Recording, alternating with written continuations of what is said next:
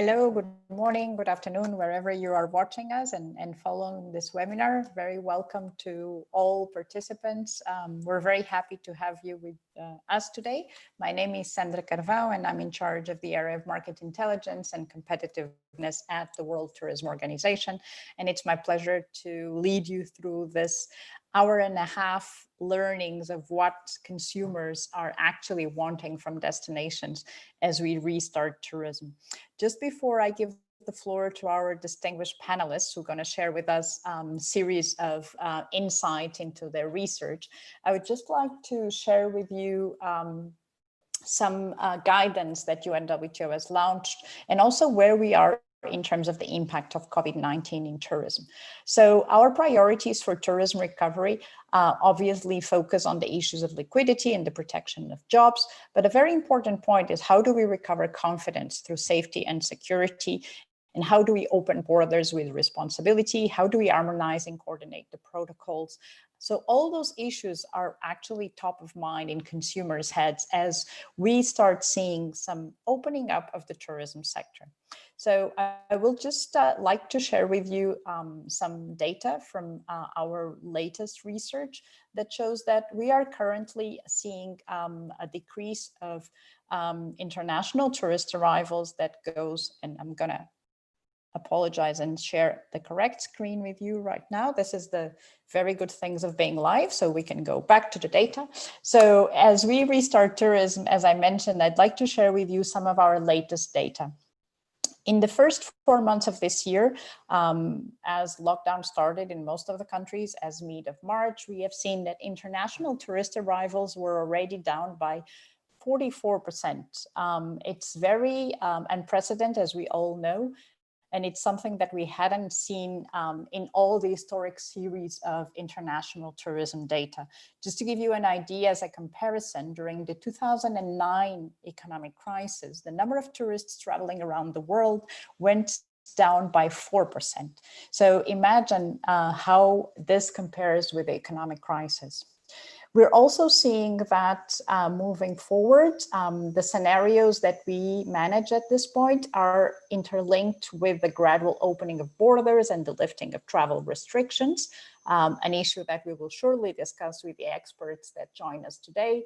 And according to UNWTO scenarios, as we go towards the end of the year, we estimate that international tourist arrivals could actually end the year by minus almost 60% if we start seeing some border openings in the beginning of July, which fortunately is the case at this moment, or that we might actually end the year with minus 80%.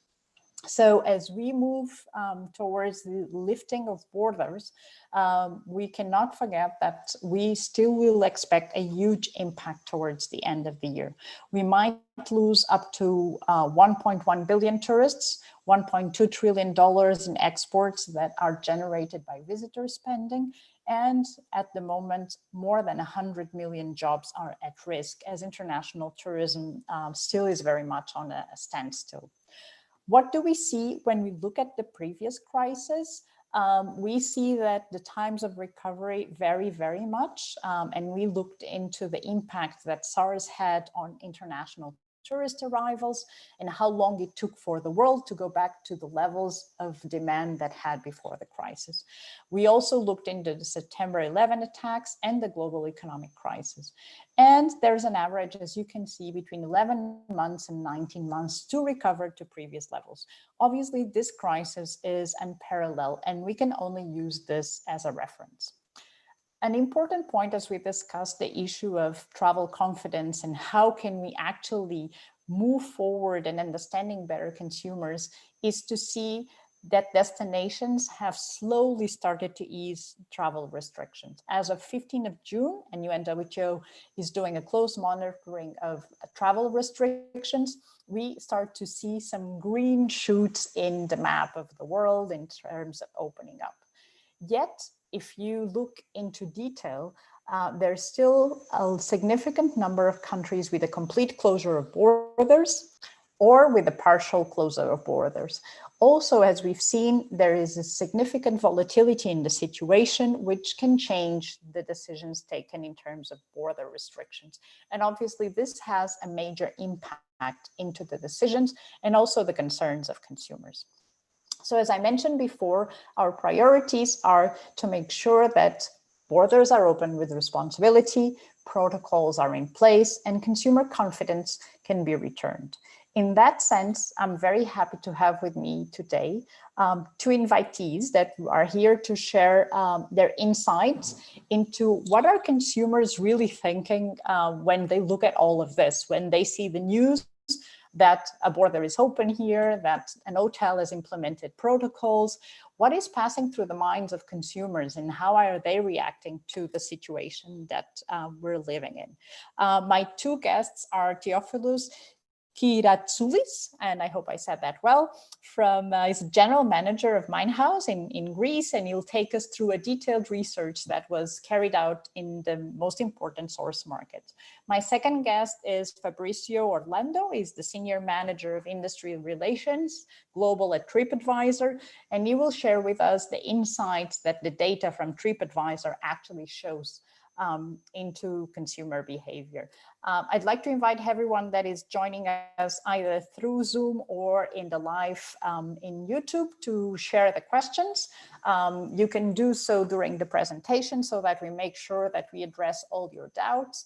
And obviously, each of the panelists will address them at the end. But so that we make sure we're not missing everyone, we'll be very happy to hear from you, and I'll share the questions as they come into the chat or the questions and answer mechanism. So feel free to share your questions as we go along. So without any further ado, and we're here to hear about data, I'd like to share the virtual floor with Theophilus, and please take us through what the markets are telling us this moment. Thank you, Sandra, very much for the introduction. We are delighted to be here and discuss probably one of the most important aspects, what indeed consumers and wannabe travelers are thinking during this unprecedented crisis. I will share my screen, and as you will be seeing, hopefully now, our presentation. Yes, it's working. I would like first to give a very brief description of our work. What we did is we, considering that during the lockdowns, there was almost non-existent business on the books, either in destination and hotels and service providers, we launched two waves of market research in joint partnership with Polfis. Polfis is a DIY research platform in 5 major feeder markets, not only for the Med, but generally globally. So we researched in total 6,000 consumers from the US, the UK, Germany, France, and Italy that had already planned an international leisure trip during 2020. So all the insights we're going to present refer to outbound leisure travel, and this is very important because we understand the situation is changing all the time, and also we have a lot of destination and also a lot of countries like Greece that are to a very large extent dependent on incoming tourism.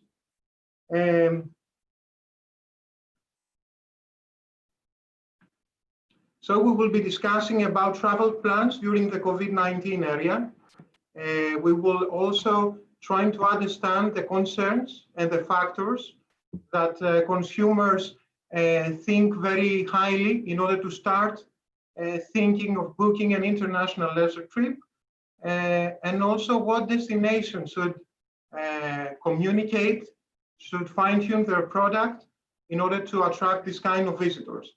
I have to say that this is an independent survey. The two waves were carried out during mid-May and then 6 weeks later during the 25th of June. And we wanted to understand, of course, there are many surveys out there, but we wanted to understand how trends are developing and how the COVID-19 crisis changed our travel plans regarding international trips. And what is really interesting is that we see that international trips are quite resilient. Of course, COVID-19 had a huge effect either through cancellation or rescheduling. But we see during this second wave that people now, to a lesser extent, want to cancel their trips, and either they're rescheduling to a large extent, or they're changing the destination so they can drive. You know, there is a huge discussion whether this has driving or domestic trips have substituted, let's say, international travel. According at least to our insights, this is not the case. I understand that Fabrizio will share us some data that the first leisure trip will be a domestic one. But I want to remind that we asked specifically for outbound travel. So we understand that the travel budget that there was for outbound travel from the consumer we asked is still out there. And the main question is what is the sentiment regarding international trips and how the consumers feel, how soon they think they will be able to actually go out of their country and go to the destination either they were dreaming or they had already planned. So by this, I want to share my second slide, where the findings between the two waves are promising. In the first wave, we found that about 2 out of 3 people have a positive sentiments toward travel, and also this trend is developing during the 6 waves of the 6 weeks of the second wave. What is really also interesting is that we have 31% of respondents to our latest wave saying that they will book or reschedule the leisure trip they have been dreaming about all this time. And I think this is a huge opportunity for destinations that can offer this kind of emotion, this kind of experience, and attract this highly increasing consumer segment.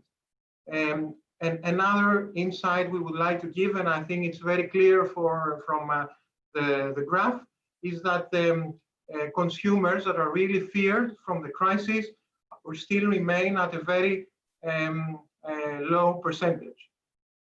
But okay, this is the sentimental aspect of taking a decision, and of course, we all know that having vacation abroad is a very huge need for a consumer nowadays. But what actually they feel, when do they feel they will take this international trip?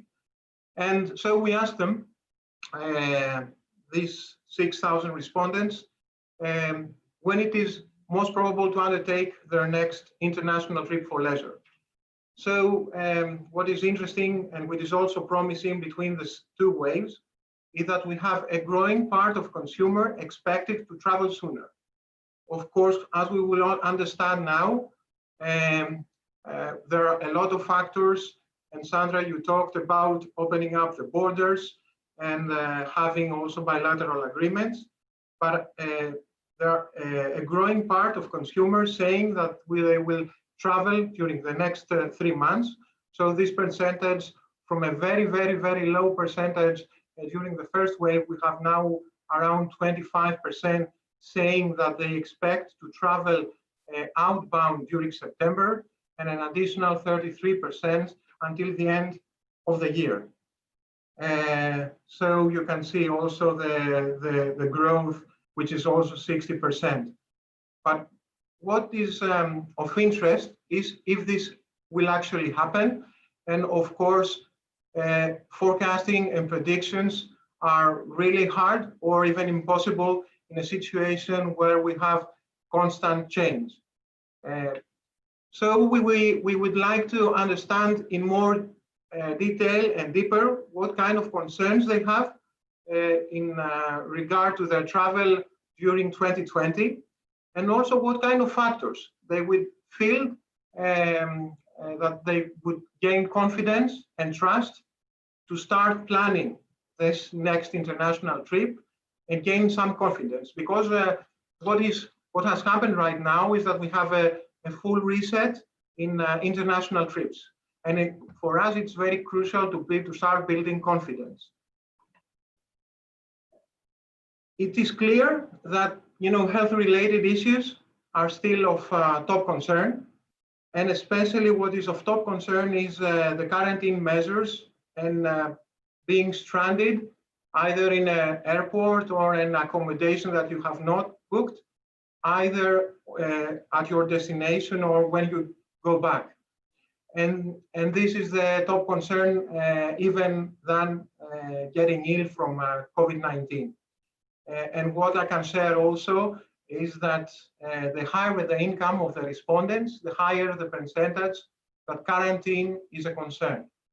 But what we are understanding now, and we're constantly interpreting the insights from the two waves, that as time passes, there's the budget, the economic finances are starting to become more of an issue. And in fact, we have around 25% increase between the two waves. So people saying that they will have economic concerns and how COVID-19 impacts their personal finances. And also there is a growing concern on transport and accommodation costs. So that is why we see an increase in thinking about affordability.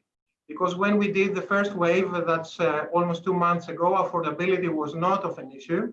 People wanted to have safe, of course, safety and relaxation. But as time passes, affordability is becoming more of an issue. And again, I think Fabrizio from TripAdvisor has a very interesting insight that we're discussing more about value, that is quality related to cost and not from lower prices. And what we find surprising from running these two waves of our research to these 5 markets is that, of course, travel is the major, let's say, touch point and major stage of their international trip of concern.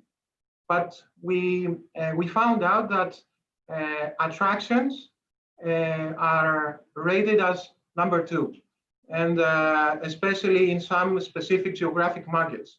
And if you add the in-destination experience, that is the attractions and the in-destination transport, this is a growing concern, and we feel that this is due to people getting closer to planning a trip and feeling more concerned on how they will have this tourism experience when they get to their destination. Of course, accommodation, hotel, protocols in hotels and resorts, again, is an issue of great concern, but we have insight that this is losing ground.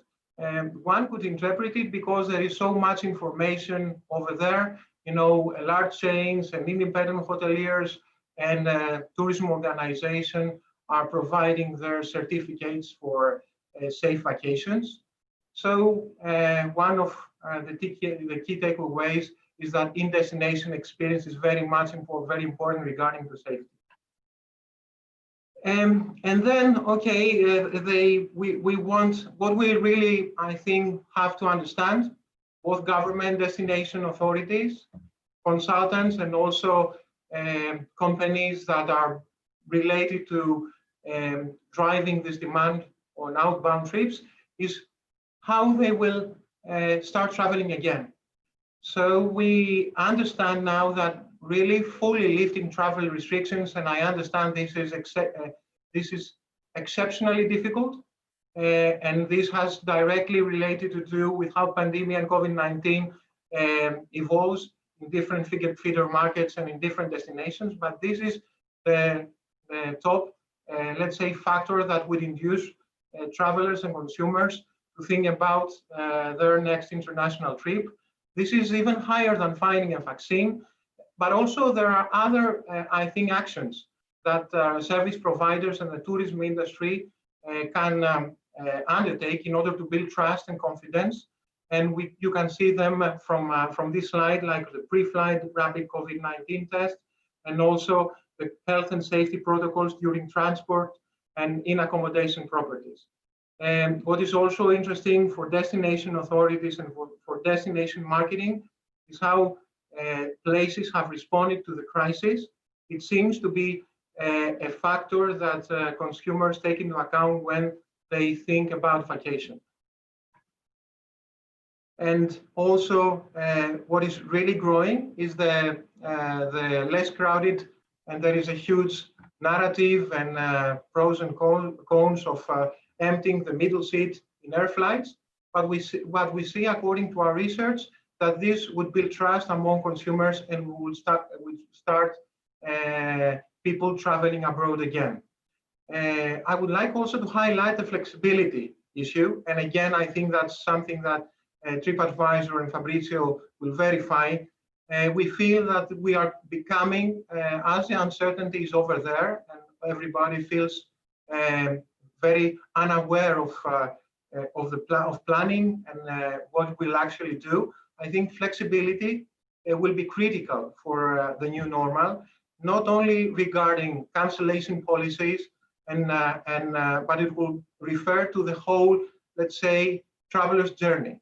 I think now people, and we already have insights towards that, we have people really asking about flexibility and putting it more higher than other health and safety issues. Some very brief insights per segment. And again, this was really interesting to us, that we have two different age segments behaving similarly, 18 to 24 and over 54 years of age. They are more hesitant to travel. According to our findings, they seem that they will travel at a later stage, outbound, after the majority of them after 2021. And they are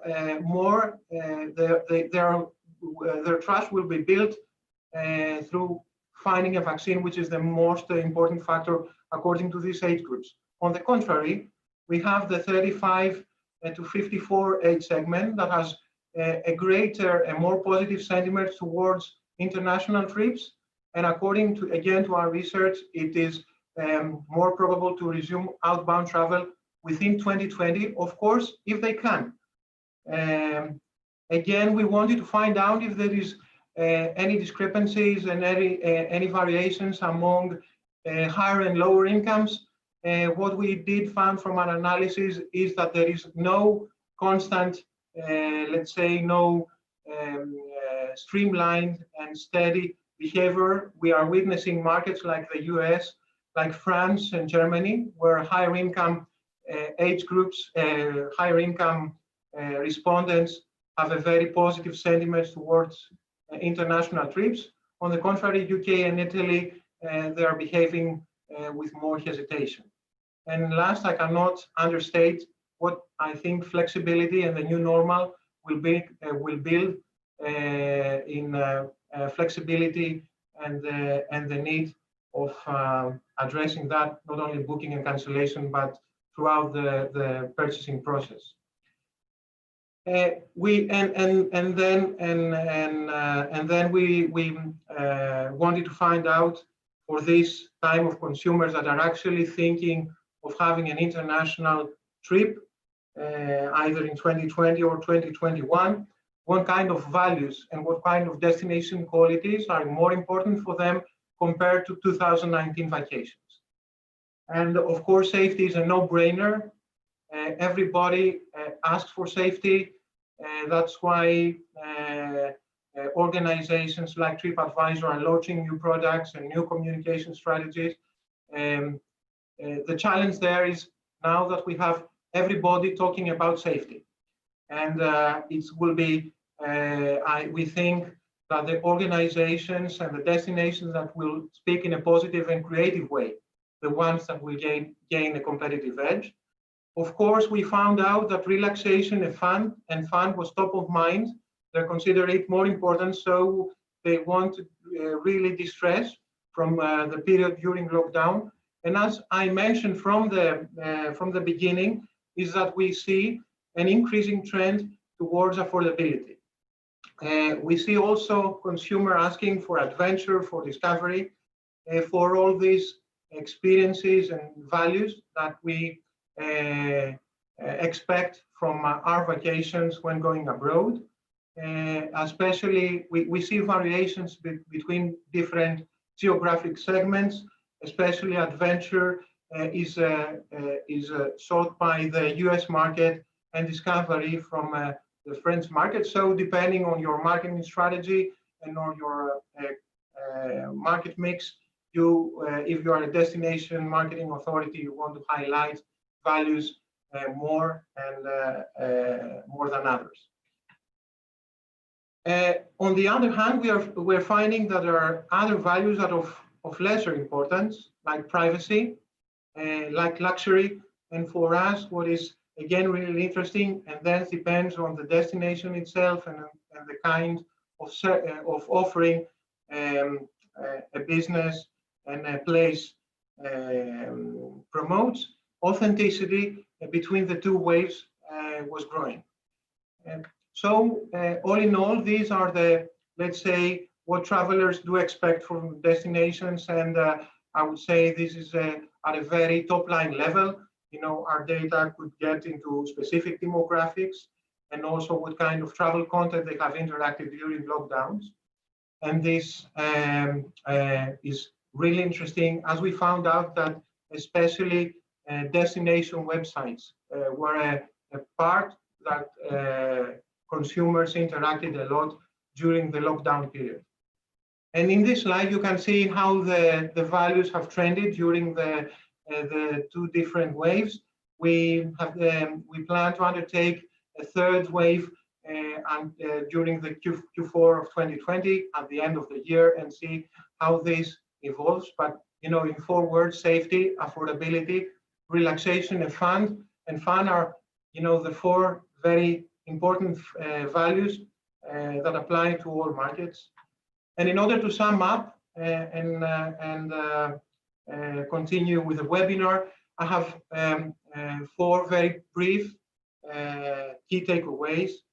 The first fact is, and again regarding to international trips for leisure, we do not expect the growing appetite we showed for outbound travel to be converted into demand, not before travel restrictions are fully lifted. So we are very skeptical of how international trips will bounce back, or at least streamline, because what we are witnessing now is so many different regulations and so many different agreements between different countries. Another takeaway I already explained was to focus on the in-destination experience, as it is a growing safety concern among travelers, and to build on that delivering and communicating safety in a creative and a positive way, as well as also staying loyal to the promise for safe and carefree vacation, will definitely build a competitive edge, a competitive advantage.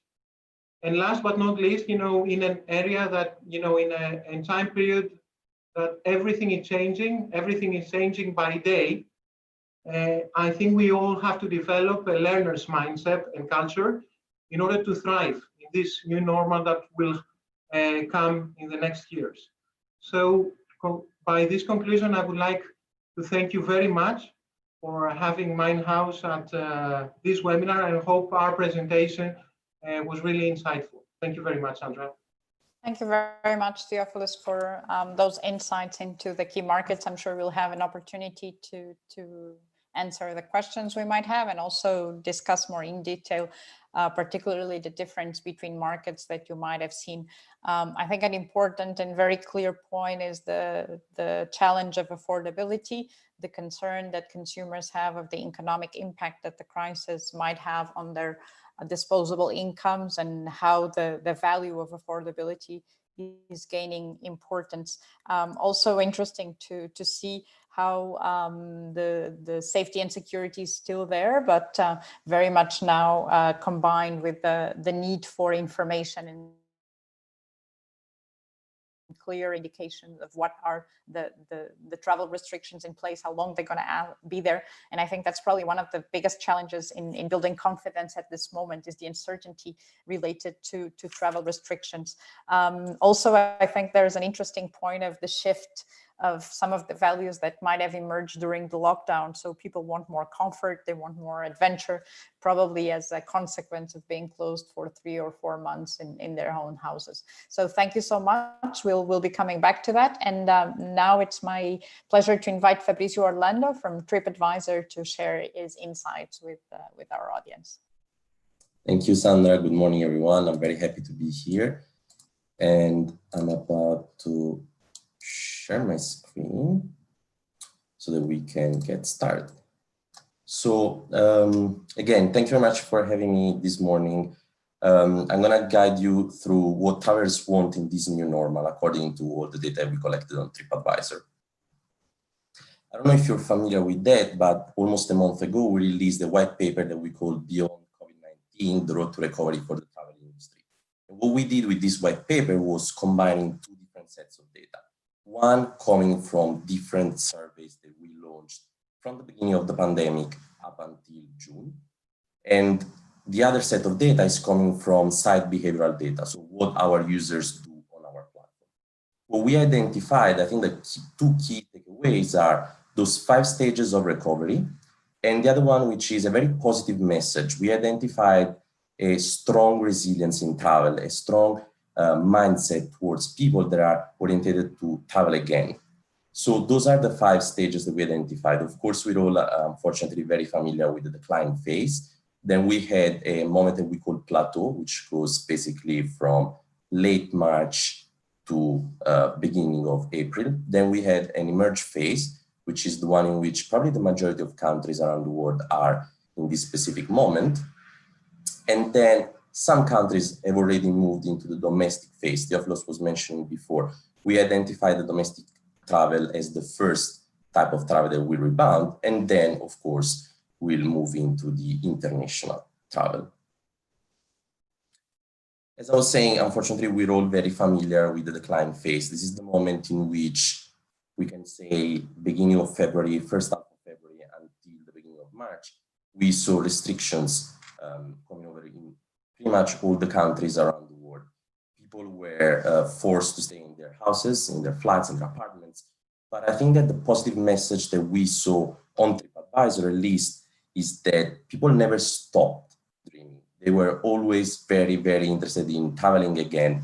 And as you can see from this slide, 34% of consumers told us that they had to reschedule their trip because of COVID-19, but they didn't want to cancel it. And the slide, one of the slides that Theophilus presented as well, was very, very similar in terms of data. People never stopped dreaming about traveling again. And this is a very powerful message that we saw also in the second phase, which is the plateau phase.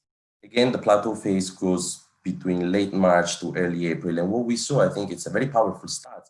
68% of people, almost 7 in 10 people, told us that they were still thinking about travel. They were still thinking about where to go next after COVID-19. They were still thinking about, should I go in this country or this other one? And as you can see, 50% of them were actually watching videos about destinations that they wanted to visit. They were watching travel shows, travel documentaries. They never stopped informing themselves. They never stopped planning their next trip. And in this period, we also saw a change in behavior from TripAdvisor users. Basically, they started looking at their next trip 3 months ahead, meaning that if they were looking at, they were on TripAdvisor on early April, they were looking at opportunities of traveling in late June, beginning of July. This means that they knew they were not allowed to travel in that moment, but they never lost hope. They never stopped planning for their next trip. The third phase that I was showing before is what we call the emerge phase. This is the phase in which we saw some travel restrictions beginning to get easier in different countries. We saw a lot of new traffic on everything related to the dining sector, so restaurant, pubs, bars on TripAdvisor. And it's what came basically after what we call the hammer, the moment in which we were all forced in our houses. The 3, 7, 8, depending on the country, weeks of lockdown. that we were asked to do to flatten the curve. After this hammer phase and in the emerge phase, we identified a new movement that we call the dance. This is the phase in which lots of countries actually are in this moment, in which you need to balance consumers' willingness to travel again and also consumer change in mindset. They feel a bit safer now to travel again versus, of course, the necessary precautions that we need to all keep and respect. And the key findings of this phase for us was the highlighted by cleanliness. A lot of people started perceiving cleanliness and safety as a way more important than they were before COVID-19. This means that destinations, hotel owners, tour operators, restaurant owners need to understand that this is a new priority for consumers and of course need to react. When it comes to cleanliness, we saw since the first wave of surveys that we launched that it was becoming more and more prominent and important for people. So we actually asked how important different factors will be for travelers whenever they'll have to choose an accommodation, a destination for their next trip. They're probably their first trip post-COVID-19. 92%, meaning more than 9 out of 10 people, told us that cleanliness is the key criteria for them whenever they have to pick an accommodation. I think Theophilus was touching on some of those characteristic parameters as well. Of course, 60% were mentioning insurance on bookings, meaning that they want to be safe whenever they book, but they also want to be comfortable in canceling the trip in case there will be an outbreak of corona. They won't feel safe and comfortable to travel to these destinations. And then, of course, half of the people mentioned discounts and proximity to where they live. Everything means that travel has always been important to consumers during COVID-19. They never stopped dreaming about their next trip. And this is also clear from a lot of data that we collected on TripAdvisor. Consumers always told us they want to go out, they want to leave their place, they want to travel again. I think this is important because it also helps destinations and owners understand that even if people cannot travel in that specific moment, in this specific moment, in some places around the world, they should never stop taking care of their online reputation. They should never stop communicating with these people because those will be the future travelers and they will evaluate, we saw the criteria before, against those criteria, what destinations they will pick for their next trip, what accommodations, what restaurant, what activity they will select for their next trip. Again, traveler never really stopped dreaming about their next trip. 80% of respondents told us that they are excited to plan their next trip. But I think that the most powerful data in this slide, and bear in mind that this wave of survey specifically was conducted in March. So we're talking about a period in which people were really locked in their places.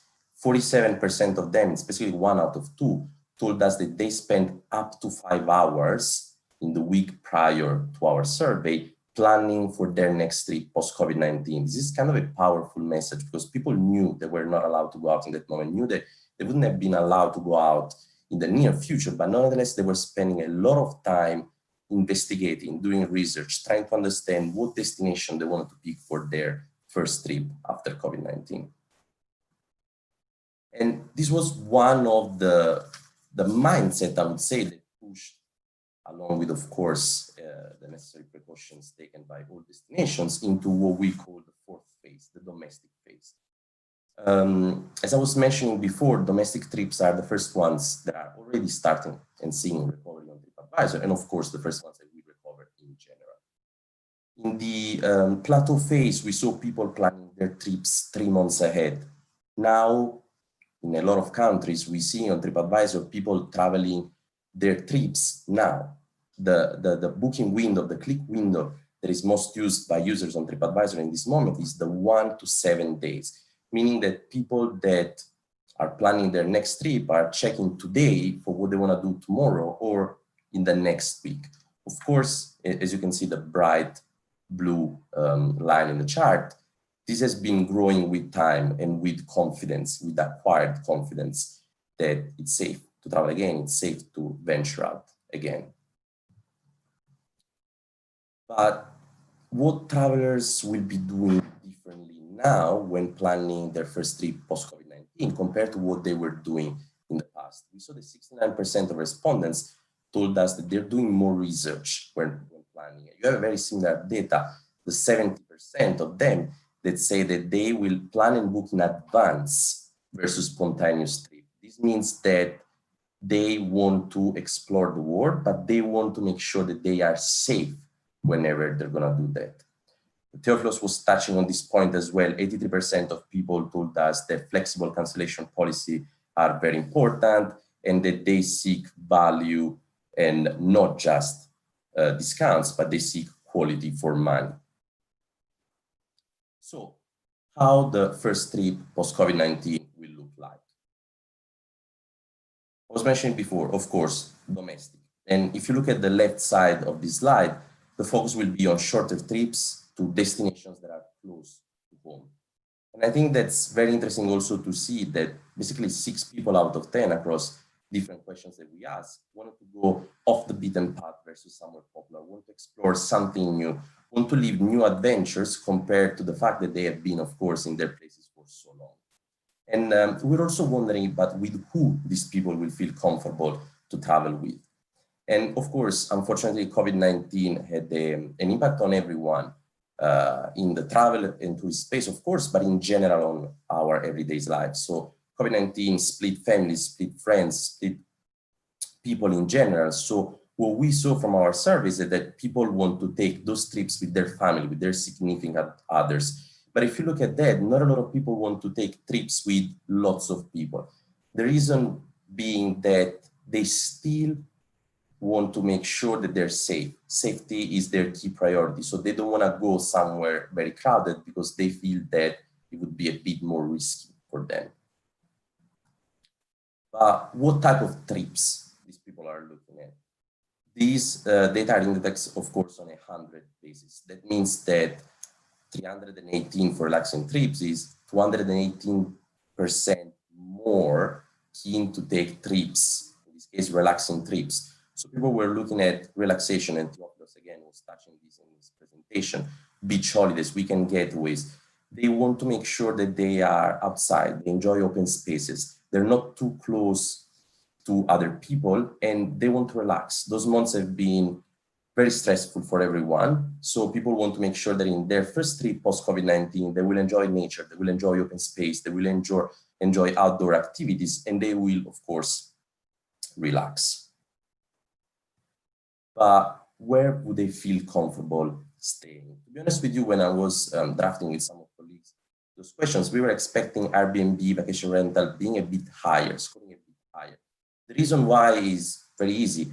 People will feel safer when not surrounded by other people. So you can rent an entire place for yourself, your family, your loved one. While when you go into a hotel, a resort, of course, you are by definition surrounded by other people. But we saw that people are actually 49% more likely to feel comfortable staying in a hotel and 42% more likely to feel comfortable staying at a resort. And actually, when we thought about this reason, when we asked other questions, we realized that the key reason is that, again, ties to safety, cleanliness. People know that a hotel, in order to be open, a destination, in order to be open, need, of course, comply with a certain amount of safety measures, safety precautions, safety regulations. And this is actually what speaks the most to consumers in this moment. They want to go somewhere that they perceive being safe for them, their family, and their loved ones.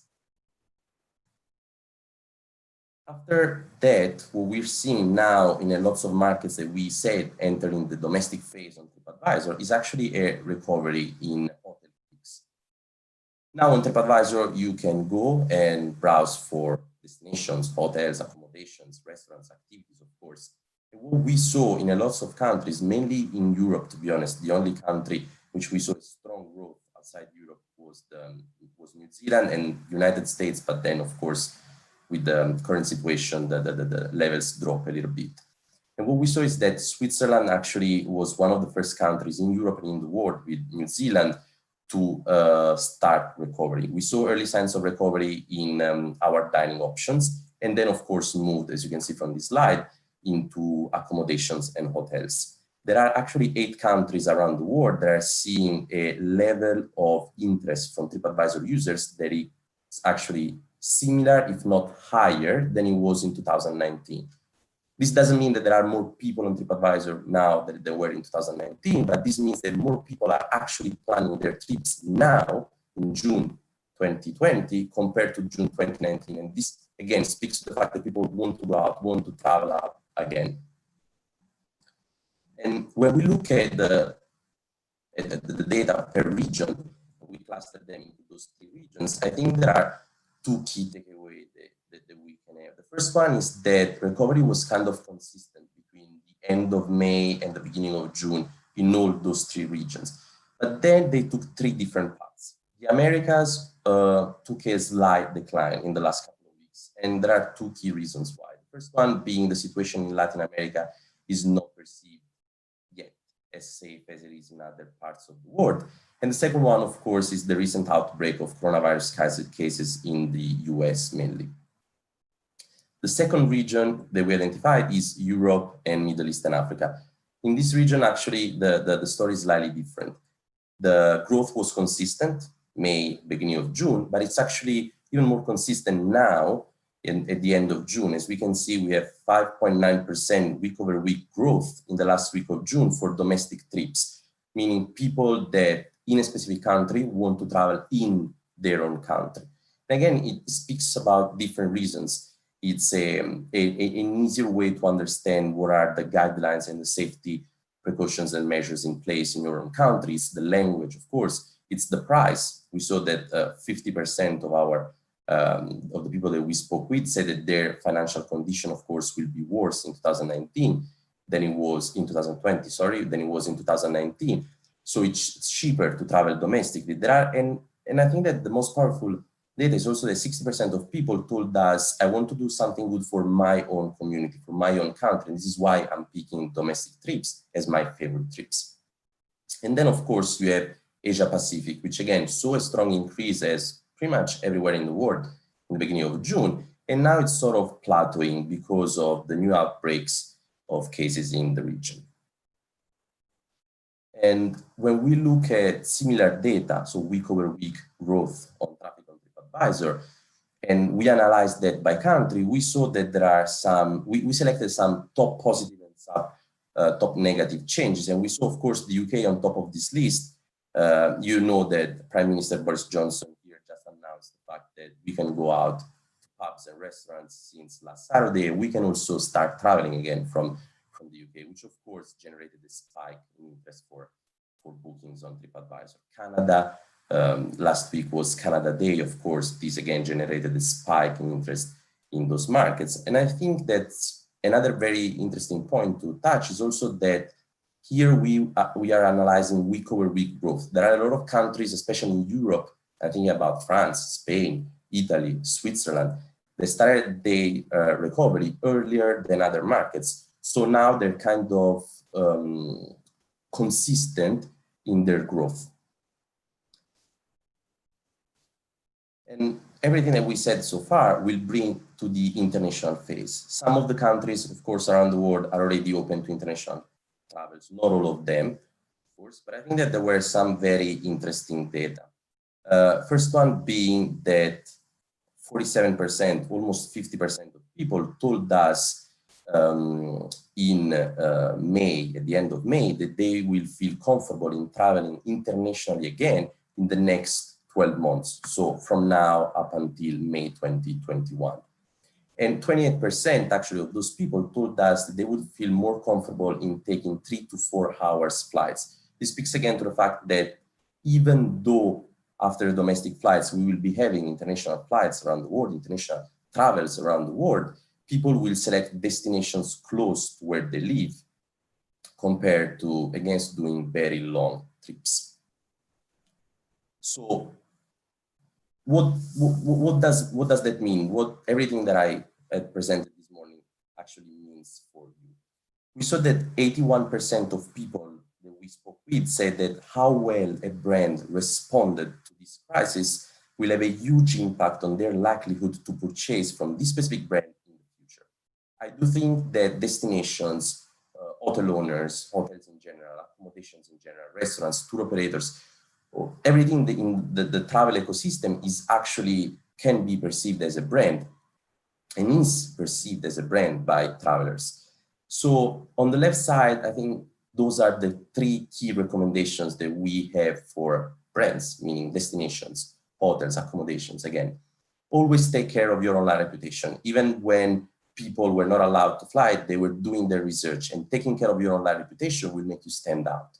Remember to communicate with empathy. I just mentioned the 81% of people focusing on the importance of how brands communicated and still communicate during the crisis. And last but not least, of course, focus on safety, transparency, flexibility, differentiation, as those are vital to rebuild traveler confidence.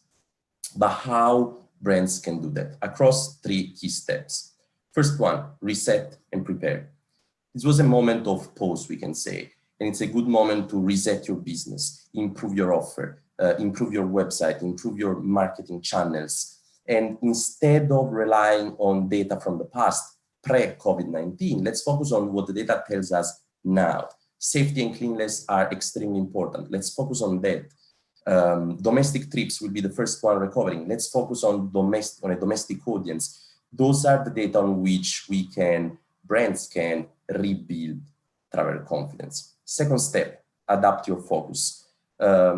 Start with developing a robust set of hygiene protocols, hygiene measures. We on TripAdvisor just launched a new initiative which is called Travel Safe, and allows owners around the world to select some safety measures that they have on the property and to showcase completely free on TripAdvisor. This, of course, will help travelers in compare destinations and property, and of course, make informed decision and feel safer. Our goal is to make sure that the industry ecosystem, that the travel ecosystem in general, feels safer to travel again.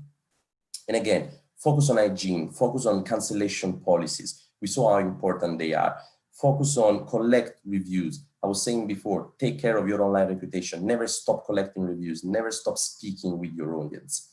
And last but not least, of course, stand out. Discover what motivates your customers to travel, to come to your destination, to come to your accommodation, to do your tour, and offer them this added value that they're looking for. Build a cross-platform marketing campaign that helps you stand out against your competition. Whatever the reason it is, it might be sustainability, it might be special offers, it might be special bundles, it might be safety, whatever you think makes you stand out against your competition, make sure to advertise it, make sure to message and communicate with your future guests. And I want to close with a very positive message, which is what we saw in our white paper. The travel industry is incredibly resilient. Even when people were not allowed to travel, they were planning for their next trip. They were excited about their next trip. And we already saw early signs of recovery around the world in the habits and the planning habits of millions of consumers. Traveler demand will rebound, and that's for sure. But we need to make sure that you engage with travelers along the entire process. I hope this presentation was interesting for you. And as Sandra said, we are here to answer any question you might be having. So thank you very much. And Sandra, back to you. Thank you very much, Fabrizio. I think that it's good to end with a positive tone of resilience and recovery. I think a lot of the insights were very much in line with what we saw from Teofilo's presentation, specifically the safety concerns. Also, I think an important point for destinations and companies is the fact that due to the volatility in the market, and again, due to travel restrictions, changes the issue of closer booking times, making sure that actually there is a communication directed to people that will book within the next to travel in the next 7 days. 1 to 7 days is a very short booking window.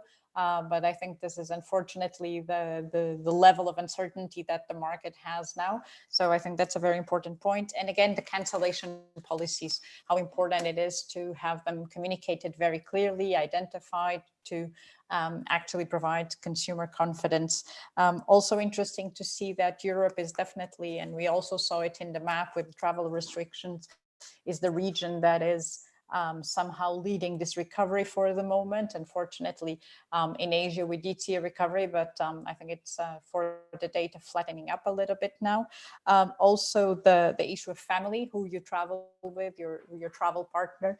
And I think that for destinations and companies that are listening to us is very important in terms of the products that you actually promote, because you will know that your higher potential traveler will come with their families, with whom they feel comfortable, and probably with whom they haven't been sometime during the quarantine.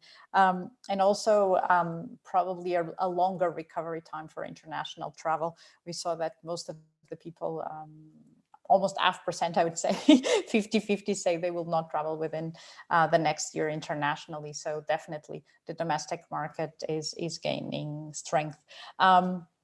We have a couple of questions that came through the chat, and I'll share them with you. One of them is related to the issues of airlines selling tickets currently to destinations which are still closed in terms of travel restrictions. And if you see any relationship with what your surveys and your insights show in terms of consumer confidence, because at the end of the day, we don't know how those travel restrictions will evolve. I don't know who wants to be the first to comment on that, Theophilus. Sandra, I think indeed it's a large issue, and I think what I would like to also to add is that this level of uncertainty in demand affects destinations, but also affects large, even very, very large businesses like airlines or SMEs like small hotel owners. So it's really difficult to schedule. I think, on the other hand, what Fabrizio told about communicating with empathy and building trust, and also really valuing flexibility in your cancellation policies, it's really important. I think for any company offering services in our industry right now. So I think, to my understanding, is something that we will have to cope with. And I think there are 3 or 4 guidelines that our businesses have to do in order to build trust and build even a more loyal client base. Thank you. Fabrizio, I don't know if you want to add any comment on that. Yeah, I agree with what Theophilus said. And I think also I think airlines need cash flow, of course. So as long as they are allowed to sell tickets for specific destinations, they will be doing that. I think that there are then additional layers on top of that. They build sort of their understanding of whether or not they're going to fly at the end of the day for a specific destination. But I think that the key message should be on safety again, because if a destination will make sure that it is safe and will message in the correct way the fact that it's safe to travel to these specific destinations, of course, flights won't be canceled. So airlines will be still able to communicate with people from one country, to bring people from one country to the other one. Thank you. I think that's a very important point. And at the end of the day, also the putting in place of an airline operation has its timing, so it cannot be planned from one day to the other one as well. I think obviously here, transparency in communication and transparency in cancellation policies is of critical importance. Another question that came through the chat is, as we restart tourism, and there was obviously a lot of discussion on over-tourism before the crisis, how do we relate what we've seen in the insights that you share with a new promotion of more responsible travel and more sustainable practices? I think it's a very good question, and I totally agree. Meaning that I think that the crisis, this pandemic in general, brought an opportunity, and the opportunity is to rebuild in a more sustainable way. We saw a lot of businesses that, of course, unfortunately, on one end, had time to make a step back, rethink their business model, rethink their activities, rethink their offering. And I think that one of the messages from the white paper that we put together, but in general, one of the messages that we as TripAdvisor communicate outside is is exactly this one. This is an opportunity to rebuild in a more sustainable way, to embed sustainable practices into your business model, to make sure that whenever you will be able to reopen as a destination or rehab guests as an accommodation or have new people for your tours, you have embedded those sustainable practices within your business model and within your offer.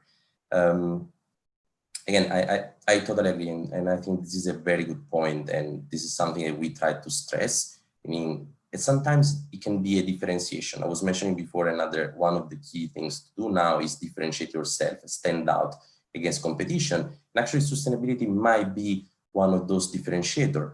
And also, I think that businesses and destinations should also think on the long term. Maybe not being extremely sustainable today can bring a bit more cash. You want to reopen as soon as possible. Cash flows are, of course, very important, but on the long term, when you think on the long term, you preserve your destination. So in the end of the day, you preserve your business. And of course, you can also cut costs on the long term. So I think that sustainability needs to be implemented in this moment by destinations, activities, open tour operators, accommodations. Thank you, Fabrizio. I don't know, Theophilus, if you want to add something from the insights that you got from consumers. Do you see any change in the values that will also help the market to be more sustainable? I think Sandra, always, you know, very usually health comes hand in hand with having a very high quality environment. So we indeed see an interest or an increasing interest in consumer sentiment. What we also see is that there is an opportunity now. We don't have this, let's say in quotes, I don't like the term, if I may, over tourism. I prefer probably having to manage increased, you know, flows or something like that. But I think it's a huge opportunity for destinations, but also for governments at the central level, you know, to re-strategize and put sustainability on their agenda, on their top agenda.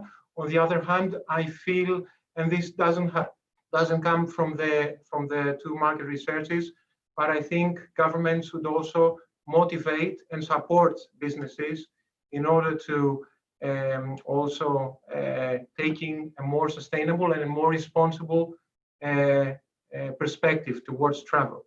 Definitely consumers are asking for higher health and safety and environmental protection. Thank you. I think that's an important point, because we will be in a moment where the survival of the businesses is at stake and governments need to support that. And there's been, particularly for major companies, a significant call on linking stimulus packages with environmental objectives. It's a difficult balance at this moment, particularly for more small businesses. And also, as you say, it's a question of taking a long-term vision and taking the opportunity to restart now.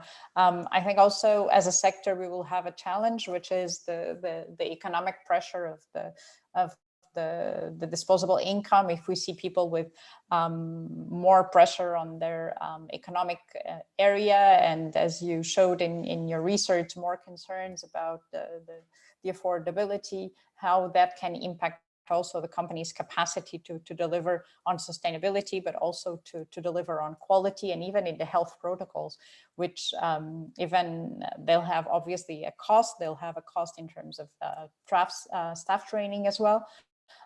So I think for the moment, the industry really needs to work together to ensure that this transition is done, because it will be difficult for many of the small businesses to at the same time adjust to a new normal, face the pressures on prices, and transition to a new, a more sustainable practices as well. I think that's an important point. I wanted to ask you if you would highlight some of the differences in markets. I know that Fabrizio mentioned it in the beginning, that we saw Switzerland and Europe going much faster. And I don't know, Theophilus, from your research, we've seen quite a generic approach. Would there be something that you would say, this is totally different in market A and market B?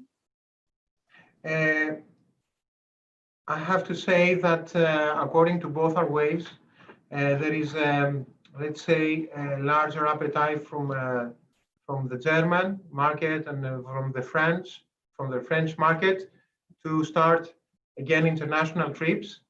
We are witnessing a lot of difference, Sandra, but this would, need us another webinar to present. I have some notes. Probably I could present, to you and to the audience that we are seeing an increasing trend regarding the US regarding rescheduling. We are seeing a more higher trend instead of canceling, rescheduling the next trip, but of course, choosing either driving by car or domestic. So that's one difference I have already highlighted. Also, what we already saw is that, and it's really interesting again for the US market, but we would like to run additional waves to confirm that. But we understand that there is an increasing trend in respondents saying that they have more or much more travel budget after the COVID-19 area. And I think this is also interesting because we are witnessing a large percentage of our sample stating that are truly affected economically by the crisis. But we are seeing markets like the US that is a very small but significant percentage, if I remember well, it's about 10%, saying that they will have more travel budget compared to 2019. So again, this is an interesting insight. Europe behaves more or less in a more consistent way. And what is also again interesting is that we understand that from the French, the German, and the Italian markets, luxury request for luxury and demand for luxury is even lower than the one we presented in our finding. And again, I think that's what is really interesting in performing a research in waves. You can confirm the trends, or you can see how the trends are evolving over time. And again, what I mentioned about the different age segments. So, my remarks were first regarding geographic markets. I already mentioned in my presentation regarding the age segments, what we understand that there are probably two different, let's say, age groups. Let's say the two borders, the 18-24 and over 54, and the 35 to 54. And what is really also interesting is for the Italy and for the UK, we also see dynamic behaviors in the 25 to 34 age segment. But this refers only for Italy and the UK. And so that's, more or less the main findings from our two waves regarding differentiation per markets. And again, this also has to do with the time we have available to present our findings. Okay, thank you very much. Thank you very much. I think that was already very insightful, particularly to know that German and French markets are a little bit more active in retaking travel. I think I would just ask you, we're running already almost 10 minutes out of your time and out of our participants' time. So I'd like to thank you both very much for being with us here today. Also just stressing what Fabrizio mentioned on TripAdvisor, having a new feature that allows both attractions and accommodation and all destinations to share what they're doing in terms of safety and security. I think that's a critical point to take advantage of and to actually position yourselves. Keep transparency in communicating and focusing very much on continuing to understand consumers. We all know we're living a very volatile moment, and that flexibility is one of the characteristics that becomes a top priority for all of us. With that, I'd like to thank my colleagues from the UNWTO Academy in Andorra, Tijana, and also Soledad, who are in the back, making sure that all of us work well here. I want to thank Theophilus, I want to thank Fabrizio, and we hope to be here maybe in a month's time and review how things have changed and hopefully have a confirmation of some of the positive trends we're seeing as well, and with more opening of borders and protocols being put in place, and obviously with responsibility in top of our minds to be seeing the sector gradually picking up, because it's really the lifeline of millions of people around the world, and we are confident that it will restart. Thank you very much once again, and we hope to see you soon in another UNWTO webinar. Have a very nice day, afternoon, or wherever you are. Bye-bye, everyone. Thank you very much, Sandra. Thank Thank you. you, Fabricio. Thank you, Orlando. Bye. Bye.